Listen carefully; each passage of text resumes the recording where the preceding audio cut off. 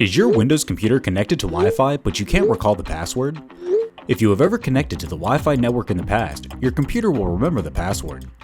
Make sure that your computer is connected to a personal Wi-Fi network. This procedure will not work with an enterprise network.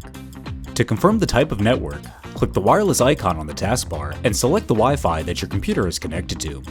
Click Properties. On the popped-up Settings window, scroll down to Properties. The security type should show WPA2 Personal. Now we can retrieve your Wi-Fi password.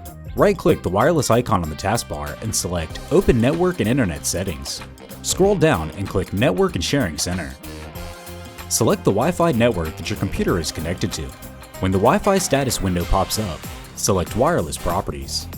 On the Wireless Network Properties window, select the Security tab. Select Show Characters to show the Wi-Fi password. You must have administrator access on this computer to see the password. For more information on your Lenovo devices, visit support.lenovo.com.